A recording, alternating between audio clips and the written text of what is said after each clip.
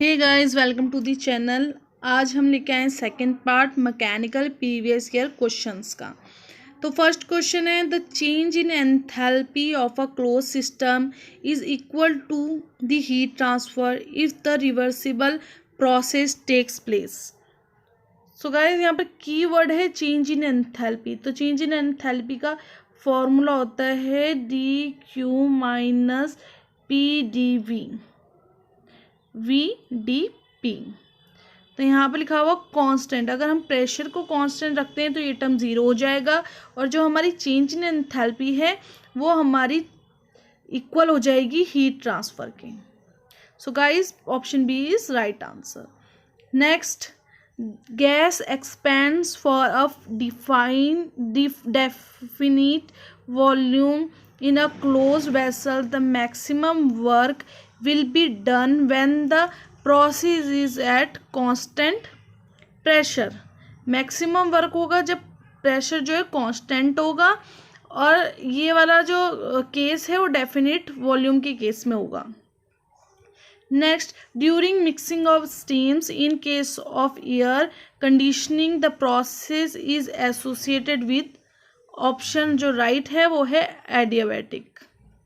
Next, the heat absorb और reject during a polytropic process is equal to, correct जो option है वो है option d, lambda minus n upon lambda minus one into work done.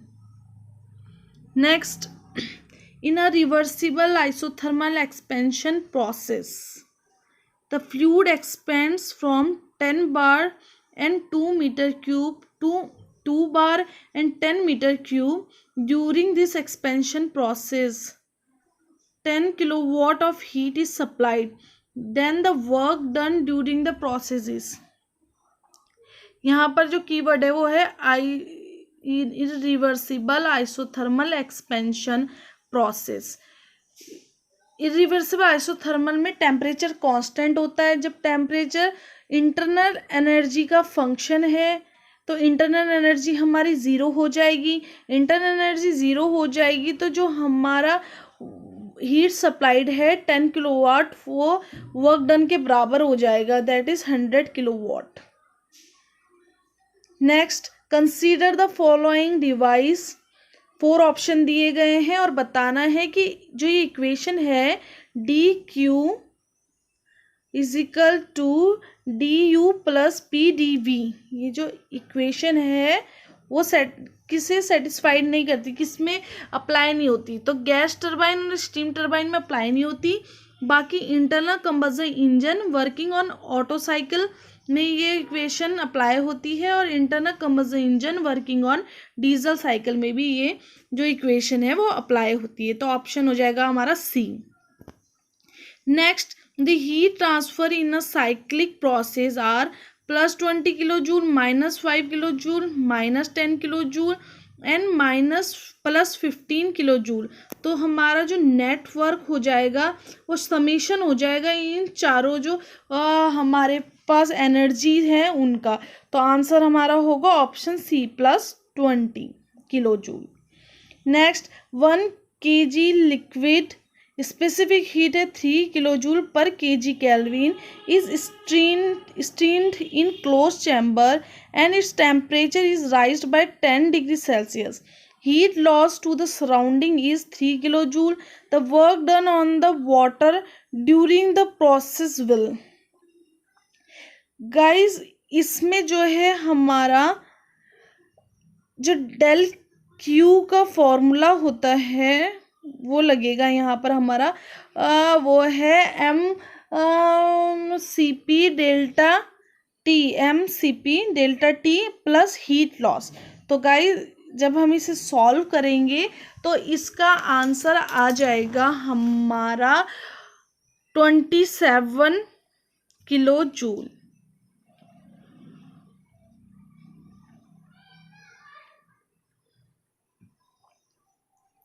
Next है, अ machine produces 100 kilo joule work by consuming for a next question है हमारा, for a heat engine cycle which of the following relation is always true.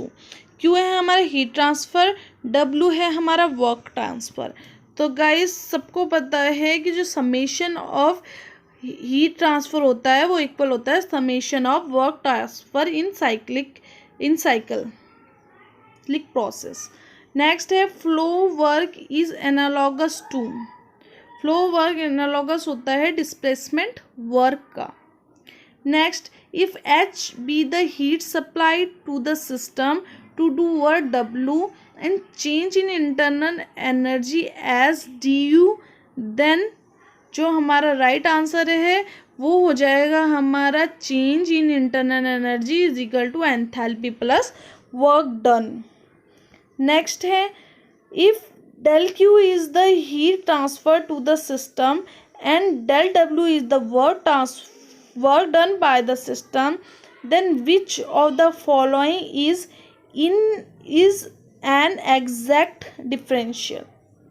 तो guys हमें पता है कि del Q minus del W जो है हीट और जो वर्क हैं वो दोनों ही जो है वो इनका माइनस होकर ही एग्जैक्ट डिफरेंशियल होंगे। For a non flow constant pressure process the heat exchange is equal to constant pressure. तो गाइस इसका जो राइट आंसर है वो है चेंज इन एंथैल्पी, डी।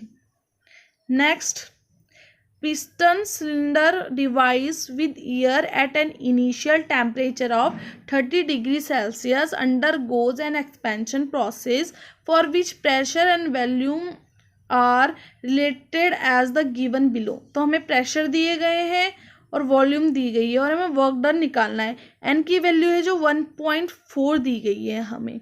तो गाइज हमें पता है जो वर्क डन निकलता है वो हमारा करते हैं हम calculate P1 V1 initial pressure initial volume minus final pressure final volume upon n-1। तो यहाँ पर जो हमारे फाइनल जो प्रेशर है वो है हमारा इनिशियल प्रेशर है 100, फाइनल प्रेशर है हमारा 14.4, इनिशियल वॉल्यूम है 0.1, फाइनल वॉल्यूम है हमारी 0.4 और एन की वैल्यू पुट करेंगे 1.4 माइनस 1 कर हमारा जो आंसर आएगा गाइस आप कैलकुलेट कीजिए कितना आंसर आ रहा है। वो आंसर आ जाएगा हमारा 10.6, D option. Next, air is compressed isothermally by performing work equal to 16 kilo joule upon it, the change in internal energy is. इसमें जो चेंज इन इंटरनल एनर्जी है वो ज़ीरो होगी क्योंकि यहाँ पर जो है आइसोथर्मल कंप्रेस्ड आइसोथर्मल की बात कर रहा है। आइसोथर्मल में टेम्परेचर कांस्टेंट रहता है और इंटरनल एनर्जी जो है वो फंक्शन है टेम्परेचर का।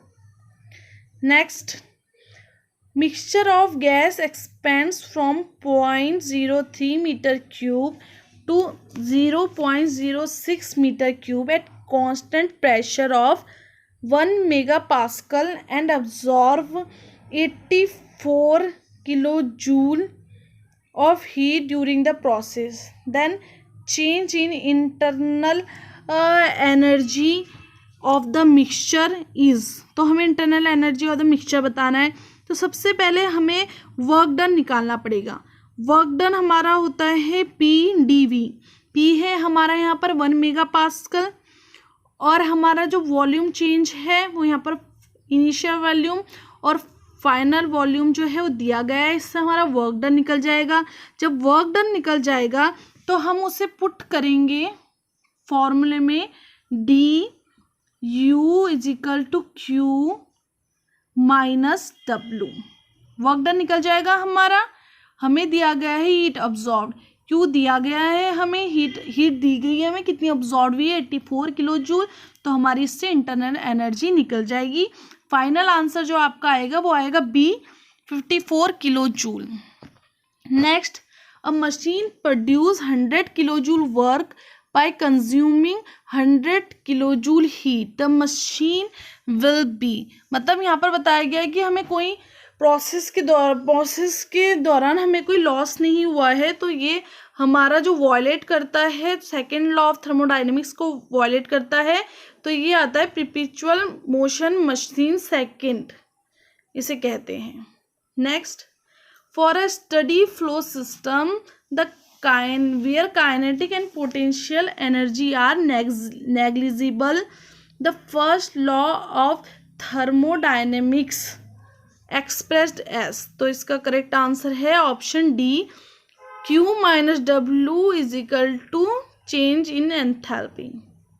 Next, for a process the value of cyclic integration dq minus dw is always 0 answer आएगा इसका. नेक्स्ट, अब हम सेकेंड लॉ ऑफ थर्मोडायनेमिक्स के क्वेश्चन देखेंगे. इसमें हमारा जो 148 क्वेश्चन है वो है which of the following statement is correct. इसमें स्टेटमेंट बताने, तो machine which violate Clausius statement will violate the first law of thermodynamics, गलत है ये तो. A machine which violates Kelvin Planck statement will violate, गलत है ये फर्स्ट लाइन सेकंड लॉ को. इन दोनों ही ऑप्शन में, ए और बी ऑप्शन में, दोनों ही सेकंड लॉ को वॉयलेट करते हैं.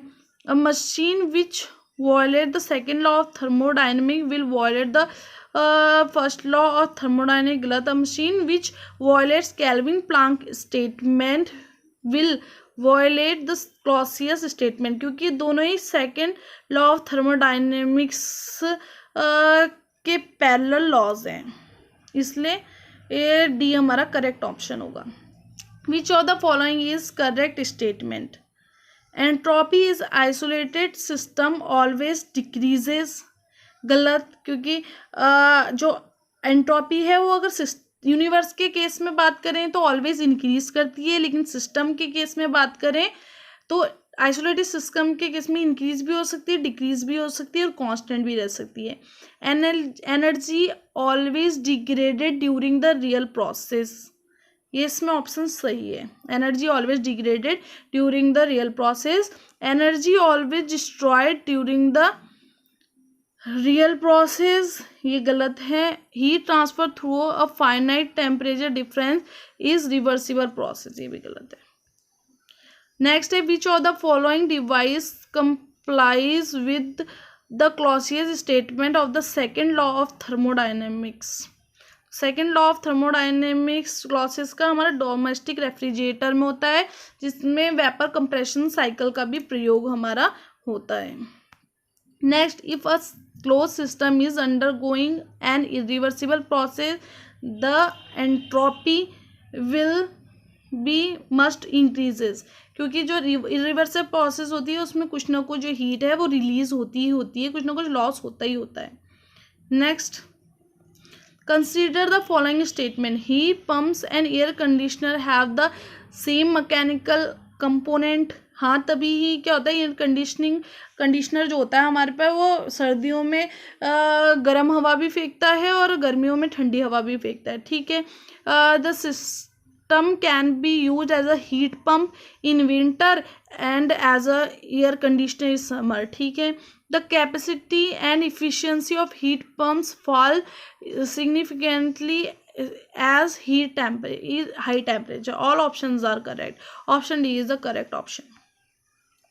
The area of a PV diagram for a Carnot cycle represent. PV diagram जो है वो हमारा वर्क डन को रिप्रेजेंट करता है, PV डायग्राम हमारा, और TH डायग्राम हमारा एंट्रोपी को रिप्रेजेंट करता है, ठीक है. Next, a reversible Carnot engine operates between 27 degree Celsius and 27 degree Celsius and produces 400 kilowatt of net power. The change of entropy of the working fluid during the heat addition process. तो हम इसमें क्या करेंगे, पहले efficiency का formula होता है work done upon heat supplied. Work done होता है हमारा 1 minus T2 upon T1। T2 हमारा क्या होता है, जो सिंक का टेम्परेचर होता है, जो डिज़ायर टेम्परेचर होता है। T1 हमारा मैक्सिमम होता है। तो इसे केल्विन में चेंज करेंगे और सबसे पहले हम इसकी इफ़िशियंसी निकालेंगे। तो इफ़िशियंसी हमारी हो जाएगी 1 minus T1 upon T2। Kelvin में चेंज करेंगे। जब हमारी इफ़िशियंसी आ जाएगी, इफ़िशियंसी हमारी होती है work done upon work done, जो कि हमें दिया हुआ है, वर्क हमारा दिया हुआ है 400 किलोवाट। हमें क्या निकालना है, हमें एंट्रोपी निकालनी है। तो इससे क्या होता है, हीट जो इनपुट है वो निकल जाएगा, क्योंकि ये हमारा आ जाएगा हीट इनपुट जो हमारा 480 निकल के आएगा, 480। फिर हम एंट्रोपी निकालते हैं Q अपॉन T1, जो कि हीट सप्लाइड है। तो Q हमारा निकल के आ गया 480 इस वाले फॉर्मूले से, इफिशियंसी वाले फॉर्मूले से, और फिर हम उससे एंट्रोपी निकालेंगे हम Q1 अपॉन T1 से। तो इसका राइट ऑप्शन हो जाएगा ऑप्शन बी। एक्सप्लेनेशन यहाँ पर मैंने पूरा दे रखा है। देखिए टेम्परेचर है जो T1 है, पहले उसे केल्विन में चेंज किया, फिर हमने वर्क डन दे ही रखा था, इफिशियंसी में पुट किया, जैसे मैंने पीछे बताया है आपको कि इफिशियंसी होती है हमारी work done upon heat supplied is equal to 1 minus T2 upon T1। T2 हमारा सिंक का जो डिजायर्ड टेम्परेचर होता है, सिंक का टेम्परेचर है। T1 हमारा सोर्स का टेम्परेचर है। हीट इनपुट निकाल लिया इससे। फिर एंट्रोपी चेंज का फॉर्मूला होता है Q, heat input upon heat मतलब टेम्परेचर से डिवाइड करके हमारा जो आंसर आ गया 0.266 किलोवाट पर kelvin. Next, an engine works on basis of Carnot cycle operating between of 800 Kelvin and 400 Kelvin if the heat supplied is 100 kilowatt and output is। इसमें हमें सेम जैसे पीछे हमने किया है वैसे ही करना है। पहले इफ़िशियंसी निकाल लेनी है। टेम्परेचर हमें दिया हुआ है, इफ़िशियंसी ये होता है 1 minus T1 upon T2। Efficiency को हम लिख सकते हैं वर्क अपॉन हीट सप्लाइड। तो हम पे T1 है, T2 है, वर्क है हम पे 100 किलोवाट और हमें Q निकालना है। तो इस वाले फॉर्मूले में रख कर हमारा Q निकल जाएगा। हमारा Q आएगा 50 kilowatt. Next, the efficiency of a reversible cycle depends upon. So guys का राइट आंसर है temperature of two reservoir between which the cycle operates.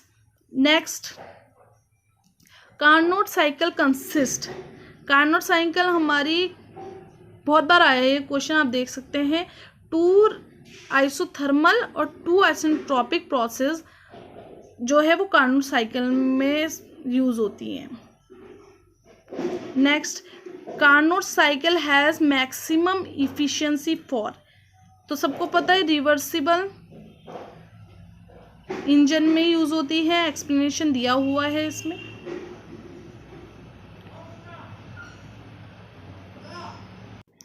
तो क्वेश्चन है हमारे पास, 1 reversible heat engine operates between 600 kelvin.